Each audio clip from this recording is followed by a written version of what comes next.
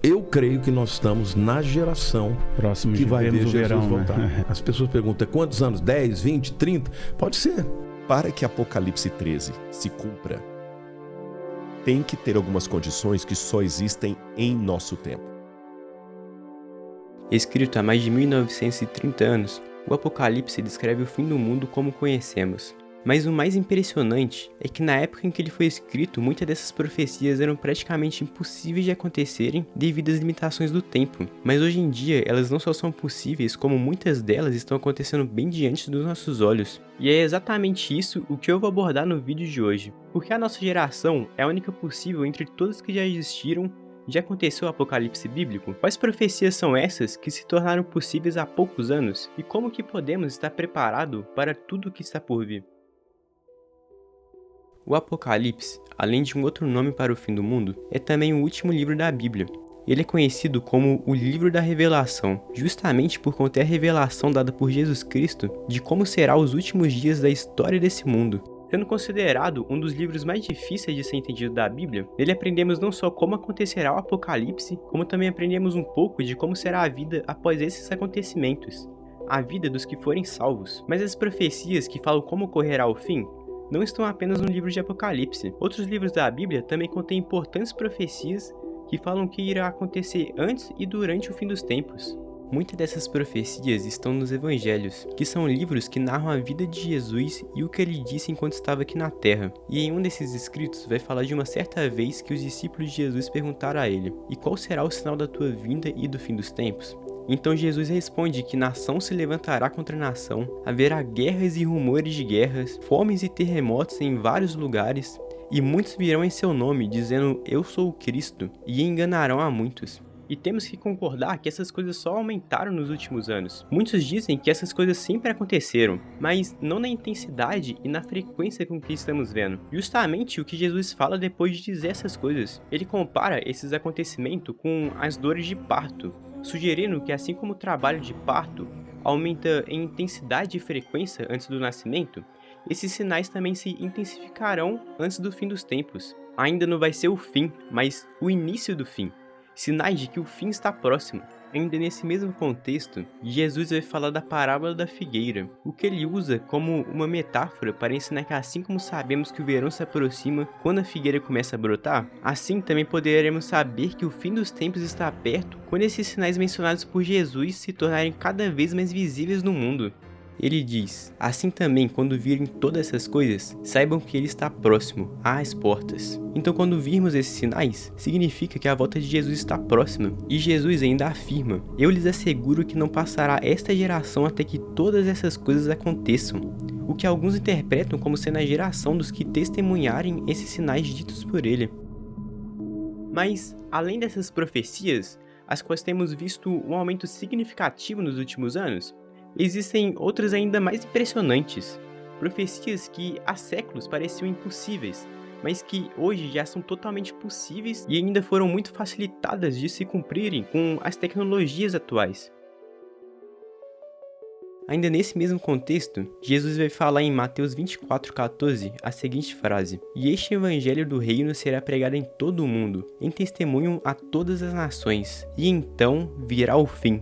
Algo muito difícil para aquela época, já que as viagens naquela época eram muito lentas, cansativas e muitas vezes perigosas, pois as pessoas tinham que viajar em animais ou a pé, não tinham veículos nem uma infraestrutura adequada, era algo muito desafiador. Imagina ainda viajar para outros países para espalhar o evangelho, algo praticamente impossível para aquela época. Porém, nos últimos anos isso não é mais algo impossível, as pessoas podem viajar para o outro lado do mundo apenas em algumas horas, e essa profecia se torna mais possível ainda com a criação da internet, por trazer para a gente diversos meios de comunicação, o que facilita ainda mais na pregação do evangelho para todo mundo, além de também facilitar o aprendizado de novas línguas para missionários estrangeiros conseguirem pregarem em diversos países, tornando essa profecia que acontecerá antes do fim, que é totalmente possível de acontecer, acontecendo provavelmente em poucos anos.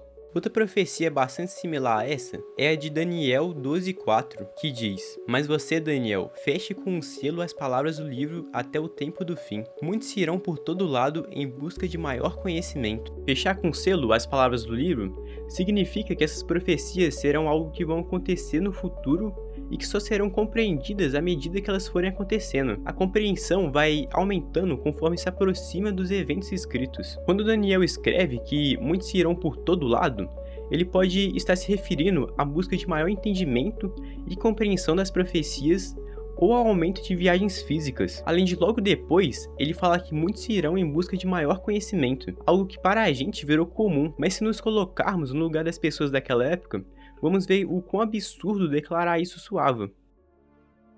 Imagina você vivendo há mais de 2.500 anos, em uma época onde as viagens eram lentas e o conhecimento restrito, guardado em rolos de pergaminho ou repassado oralmente, acessível apenas a uma minoria privilegiada. Declarar que no tempo do fim as pessoas viajariam por todo lado e que as pessoas iriam em busca de maior conhecimento parecia absurdo para qualquer ouvinte da época, algo que hoje em dia é completamente normal. Vimos que fazer viagens hoje em dia está mais fácil do que nunca, e o conhecimento está literalmente ao alcance dos nossos dedos. Com um simples toque temos acesso a qualquer informação que quisermos. E essas profecias são apenas profecias que foram facilitadas em nossa geração. Mas agora, se pegarmos as que só se tornaram possíveis em nossa geração, aí as coisas começam a ficar mais interessantes ainda. Uma dessas profecias é a das duas testemunhas que está em Apocalipse, capítulo 11, versículos 7 ao 10. Quando acabarem de testemunhar, a besta que sobe do abismo fará guerra contra eles, os derrotará e os matará. Seus cadáveres estarão na praça da grande cidade, que é chamada em sentido figurado Sodoma e Egito, onde também o seu Senhor foi crucificado. E de todos os povos, tribos, línguas e nações, homens olharão seus cadáveres por 3 dias e meio, e não permitirão que sejam sepultados. Os habitantes da terra se alegrarão por causa deles, e farão festas, e enviarão presentes uns aos outros, porque esses dois profetas atormentaram os que habitam sobre a terra. Essa profecia descreve uma situação onde a morte desses dois profetas se tornará um evento global, pois de todos os povos, tribos, línguas e nações, homens olharão seus cadáveres, algo que só é possível na nossa geração. Em nenhuma geração que já passou nessa terra seria possível por meios naturais que todos os povos do mundo vissem simultaneamente um evento como este em tempo real. Imagina ainda declarar isso há 2000 anos atrás. Por isso nós cristãos somos chamados de loucos. Um outro evento em Apocalipse que acontecerá logo após esse, e que também só se tornou possível em nossa geração, é o de Apocalipse 11:18, que diz: As nações se irarão, e chegou a tua ira, chegou o tempo de julgar os mortos e de recompensar os teus servos, os profetas e os teus santos, e os que temem o teu nome, tanto pequenos como grandes, e de destruir os que destroem a terra. Esse versículo está inserido em um contexto onde Deus anuncia os seus juízos sobre a terra e os povos da terra. E a parte que revela que isso só poderia ser para os nossos dias está quando o autor fala e de destruir os que destroem a terra. Em nenhuma época anterior da história da humanidade seria possível os próprios homens destruírem a terra, algo que já não só é possível, como está acontecendo bem diante dos nossos olhos. Com o consumo desenfreado de recursos naturais no nosso planeta, a poluição irresponsável na camada de ozônio e nos oceanos, o que também está causando um forte aquecimento no planeta Terra, além de diversas outras atitudes irresponsáveis da humanidade com o planeta.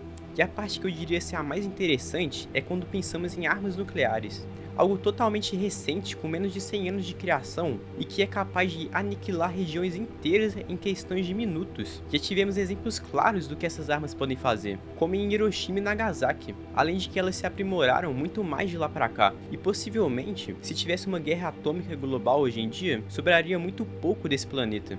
E outra coisa interessante também é que essa não é a única profecia de Apocalipse que faz referências a armas de guerras tecnológicas. Uma outra profecia que temos está no capítulo 6, versículo 12 ao 13 de Apocalipse. Vi quando o Cordeiro abriu o 6º selo. Houve um grande terremoto, o sol se tornou negro como pano de saco feito de crina, a lua inteira tornou-se vermelha como sangue, e as estrelas do céu caíram sobre a terra, como figos verdes caem da figueira quando sacudida por um vento forte. Esse versículo está localizado em um contexto onde mostra a abertura do 6º selo dos juízos de Deus sobre a terra. E muitos estudiosos, quando analisam a parte que fala que estrelas do céu caíram sobre a Terra, interpretam isso de alguma das duas seguintes formas. Ou isso é uma representação de meteoros e cometas caindo sobre a Terra, ou são mísseis balísticos e armas nucleares, devido à sua aparência luminosa e ao seu impacto destrutivo. Algo possível somente em nossa geração.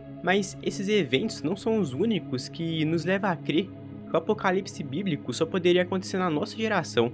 Outras duas profecias altamente significativas que também são abordadas em Apocalipse é primeiro da influência global do anticristo, que vamos ter como base os versículos 7 e 8 do capítulo 13 de Apocalipse, e que vai dizer: foi-lhe permitido fazer guerra contra os santos e vencê-los. Também lhe foi dada autoridade sobre toda tribo, povo, língua e nação. Todos os habitantes da terra adorarão a besta, todos aqueles cujos nomes não forem escritos no livro da vida do Cordeiro, que foi morto desde a criação do mundo, e nos leva a crer que o anticristo vai ter uma influência em escala global, porque ele vai ter autoridade sobre toda tribo, povo, língua e nação, além de ter influência para todos os habitantes da terra o adorarem, algo que para aquela época em que foi escrito era impensável. Não tinha meios de uma única pessoa se comunicar com o mundo inteiro de uma só vez, algo que hoje em dia é completamente possível. Então, a nossa geração é a primeira da história desse mundo que é plenamente possível disso acontecer. Outra profecia, também relacionada com o anticristo, que só pode acontecer em nossa geração, é a de Apocalipse 13, 16 ao 18, e vai dizer que o anticristo vai obrigar a todos, pequenos e grandes, ricos e pobres, livres e escravos, a só conseguirem comprar ou vender algo se tiverem uma marca na mão direita ou na testa. Algo de escala global também só é possível em nossa geração, principalmente por causa do controle econômico que vai ser preciso para tudo isso, e a marca da besta, e que já está sendo tudo preparado para essas coisas serem implementadas. Mas eu já tenho um outro vídeo onde eu abordei isso de forma mais aprofundada e reveladora, e que eu vou deixar no final desse vídeo para você ficar preparado para tudo o que está acontecendo nesse mundo. Todas as profecias abordadas aqui não só mostram como o apocalipse bíblico só é possível de acontecer na nossa geração, como também mostra que ele nunca esteve tão perto de acontecer, algo que leva muitos a temerem o apocalipse e o fim do mundo, mas que na verdade não deveria causar medo ou espanto algum para os que já estão salvos, pois para nós isso não é um pesadelo, e sim a maior esperança. Devemos na verdade ter um desejo ardente de que esse dia chegue logo, pois para os fiéis o apocalipse não é o fim, e sim o cumprimento das promessas de Deus e o começo de uma nova vida, a verdadeira vida, a vida para que todos nós vivemos. Então, meu irmão e minha irmã, se você não aceitou Jesus Cristo como o único e suficiente Salvador da sua vida, aceite-o o quanto antes, porque não tem escolha melhor para se fazer do que essa. Pois, todavia, como está escrito, olho nenhum viu, ouvido nenhum ouviu, e mente nenhuma imaginou o que Deus preparou para aqueles que o amam. E finalmente está chegando a hora de vivermos isso, então que aguardemos ansiosamente. E vai estar aparecendo agora aí na tela o vídeo que eu tinha falado antes para vocês, que não vai falar apenas de forma mais aprofundada e reveladora da marca da besta e do anticristo, como também vai abrir sua mente para os acontecimentos que estão prestes a acontecer no mundo. E que a graça e a paz do nosso Senhor Jesus Cristo estejam com todos vocês.